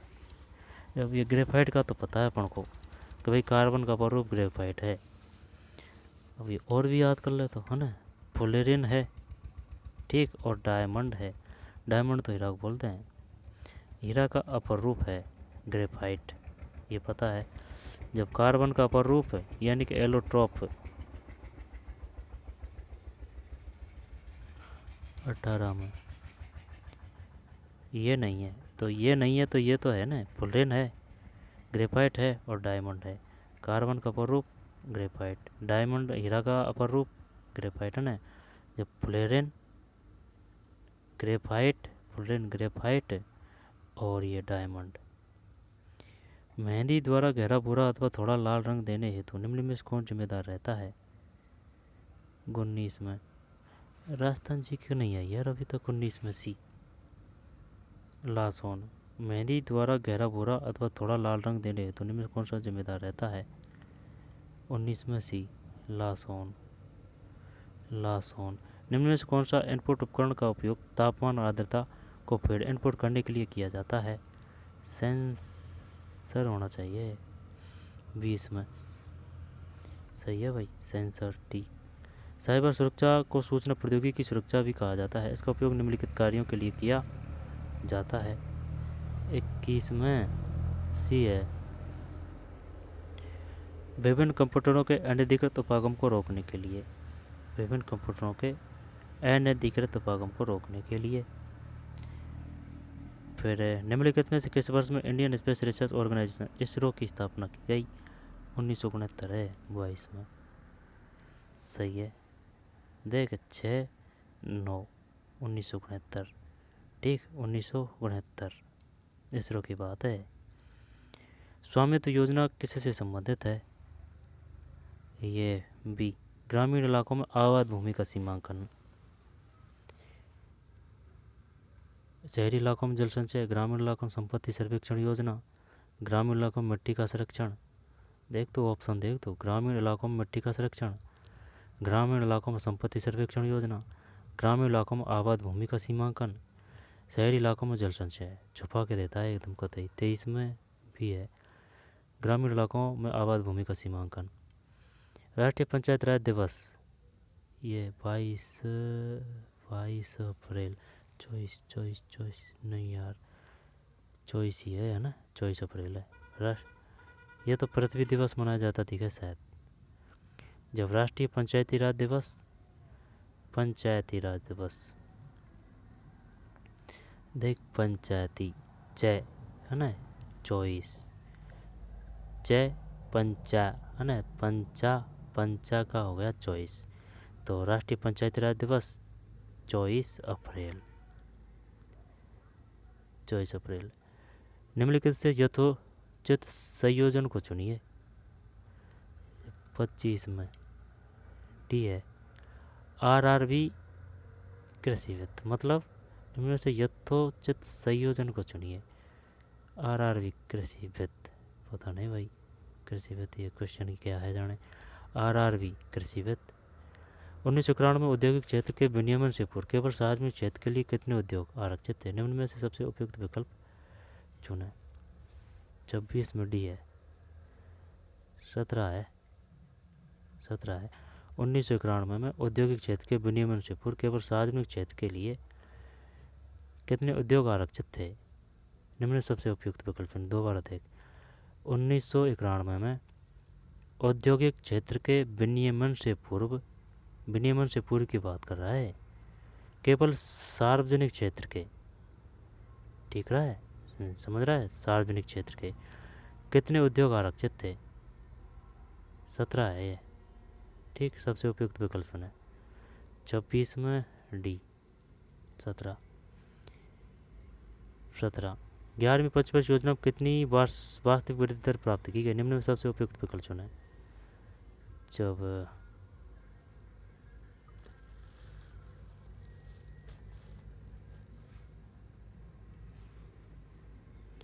11वीं पंचवर्ष योजना में कितनी वास्तविक वृद्धि दर प्राप्त की गई? 27 में भी है 8%, है ना, 8%। दोबारा देख लें, 11वीं पंचवर्ष योजना में कितनी वास्तविक वृद्धि दर प्राप्त की गई? 8%। 1991 में how many industries were reserved only public sector before the deregulation, है ना, उद्योग क्षेत्र में विनियमन से पूर्व केवल सार्वजनिक क्षेत्र के लिए कितने उद्योग आरक्षित थे? 1991 पहला 17 है। और ये आरआरबी कृषि वित्त है। और ये पंचायत जैसे 24 अप्रैल है।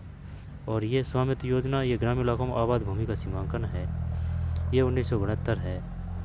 और सूचना प्रौद्योगिकी की सुरक्षा भी कहा जाता है, इसका उपयोग निम्नलिखित कार्यों के लिए किया जाता है। विभिन्न कंप्यूटर के अनधिक भागों को इंटरनेट पर संसाधन को आपस में बांटने, विभिन्न कंप्यूटरों को एक दूसरे से जोड़ना, सूचना प्रौद्योगिकी सुरक्षा। सी कर दें क्या इसमें? 121 में विभिन्न कंप्यूटरों के अनधिकृत उपागम को रोकने के लिए सूचना प्रौद्योगिकी सुरक्षा। वस्तु एवं सेवा कर परिषद एवं संवैधानिक निकाय है, जिसकी स्थापना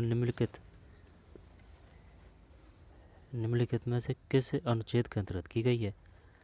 ये तो 279 है, जीएसटी 279 ए ही करते हैं, हाँ ए ही करते हैं। 128 100, हाँ सही है, 279 है, जीएसटी है ना, 279 एक ही बात है। जिसकी स्थापना निम्नलिखित किस अनुच्छेद के अंतर्गत की गई है? राजस्थान राज्य में खादी कामगार आर्थिक प्रोत्साहन योजना कब से क्रियान्वित की गई है? 29 में, ये है 13 जुलाई 2022। राजस्थान राज्य में खादी ग्रामोद्योग आर्थिक प्रोत्साहन योजना कब से क्रियान्वित की गई है? 13 जुलाई 2022 है।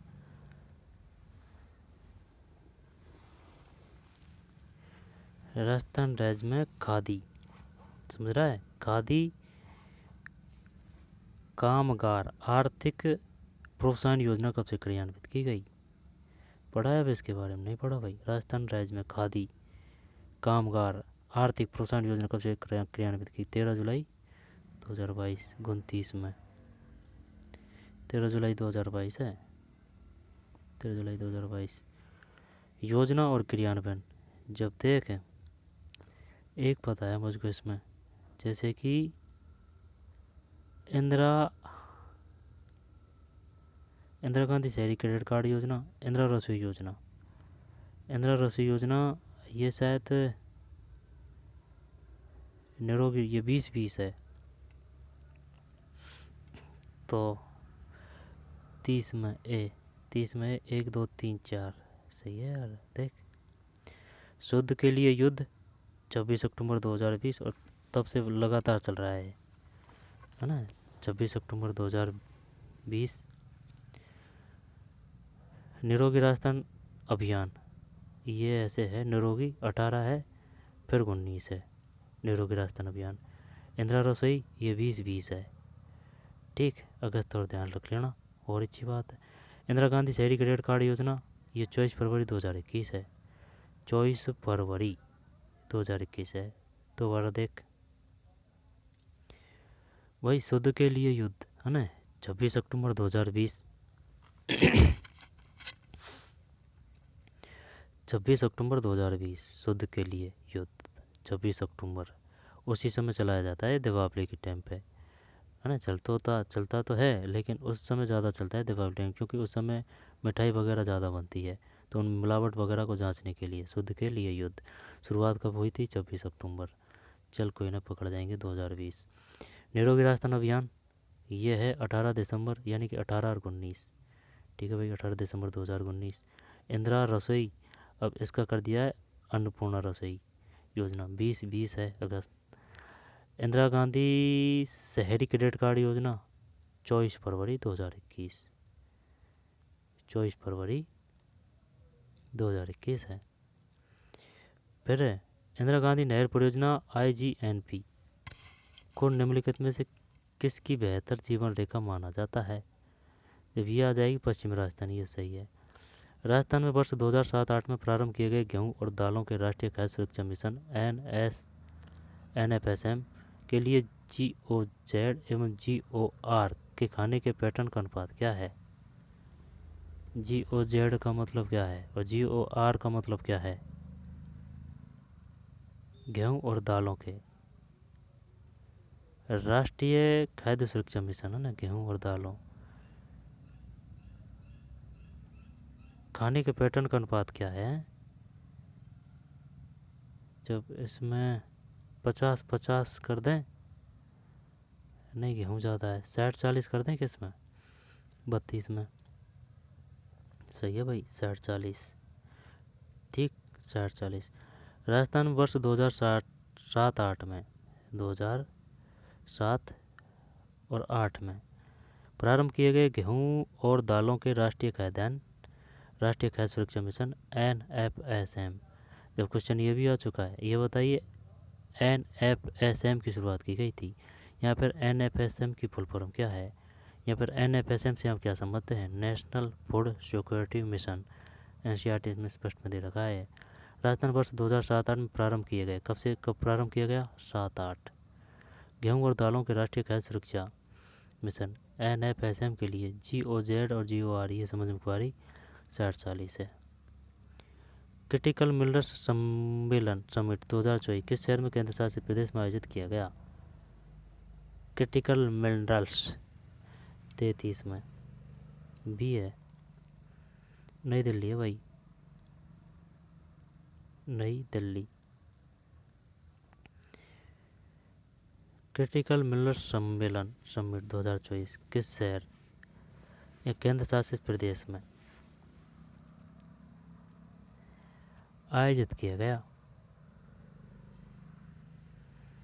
33 में भी है, क्रिटिकल मिनरल्स सम्मेलन समिट 2024। सम्मेलन देख, नाम देख दो, क्रिटिकल मिनरल्स सम्मेलन समिट 2024 किस शहर में, यहाँ पर केंद्र शासित प्रदेश नई दिल्ली है। 33 हो गया। फिर पूना समझौता 1932 निम्नलिखित में किन नेताओं से संबंधित था? महात्मा गांधी नहीं, पंडित जवाहरलाल नेहरू।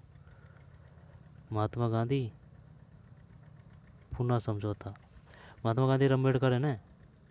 हाँ, 32 में, जब 32 में गए थे, 31 में नहीं गए थे गांधी जी।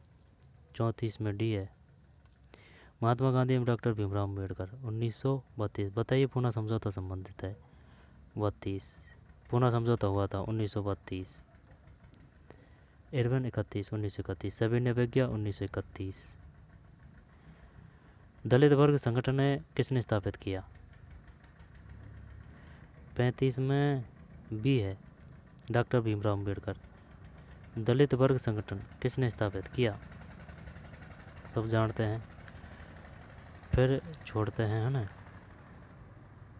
वह थोड़ी ताज़ा हवा खाने के लिए बाहर आ गया था। He come out to eat a little fresh air, he gulped some fresh air outside, he can not outside. 38 में he come outside for a breath of fresh air. निम्न कौन सी ध्वनि अघोष है? अघोष है जब तय पे न जे और जे है, ए और बी, क्योंकि ये ऐसे है ना, जैसे कि भाई अघोष है तो अघोष है,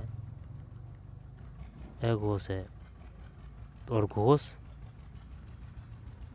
घोष किसे कहते हैं, है ना, घोष, घोष। और अघोष किसे कहते हैं?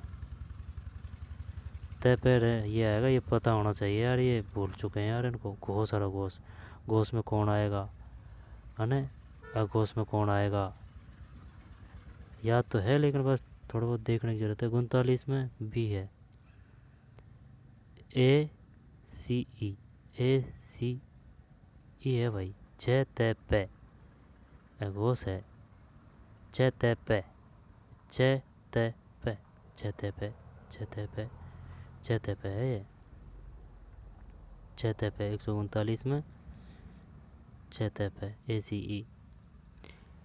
डेपुटेशन के लिए हिंदी में समानार्थी शब्द है, डेपुटेशन। प्रतिभूति 40 में, नहीं प्रतिनियुक्ति है, डेपुटेशन प्रतिनियुक्ति, प्रतिनियुक्ति। निम्नलिखित शब्दों में शब्दावली डिक्शनरी आयोजन के अनुसार व्यवस्थित कीजिए। 41 में डी है,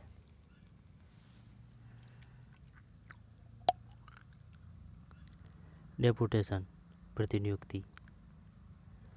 41 में डी। 42 में ए है। 43 में ए है। 44 में वित्तीय वर्ष 2022-23 के दौरान संपूर्ण राजस्थान राज्य में राष्ट्रीय ग्रामीण आजीविका मिशन NRLM का क्रियान्वयन की गरीब उन्मूलन के लिए किया गया। जब झुग्गी झोपड़ी निर्धन, शहरी निर्धन, ग्रामीण निर्धन, NRLM इंग्लिश में है क्या? NRLM का मतलब क्या है? नेशनल रूरल, ये ग्रामीण को बोलते हैं, national rural livelihood mission, NRLM। तो भैया रूरल से पकड़ दा, ग्रामीण निर्धन आएगा बस इसमें। 44 में सही है, ग्रामीण निर्धन। वित्तीय वर्ष 2022-23 के दौरान संपूर्ण राजस्थान राज्य में राष्ट्रीय ग्रामीण आजीविका मिशन, बताइए NRLM क्या है? नेशनल रूरल लाइवहुड मिशन की गरीब उन्मूलन के लिए किया गया। 44 में ये है, ग्रामीण निर्धन। राजस्थान क्षेत्र में सहकारी आंदोलन की शुरुआत,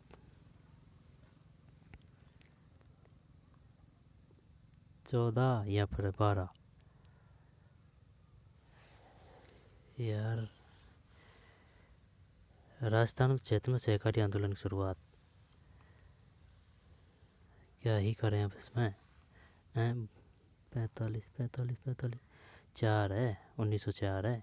राजस्थान में क्षेत्र में सहकारी आंदोलन की शुरुआत वर्ष में हुई थी 1904। राजस्थान क्षेत्र में सहकारी आंदोलन की शुरुआत वर्ष में हुई थी 1904। फिर सोडियम धातु को मिट्टी के तेल में संग्रहित किया जाता है क्योंकि यह अत्यधिक प्रतिक्रियात्मक होता है। सोडियम धातु नाइट्रोजन से प्रबलता से प्रतिक्रिया करता है। सोडियम धातु को मिट्टी के तेल में संग्रहित, sodium metal is stored as a kerosene oil because it is highly reactive.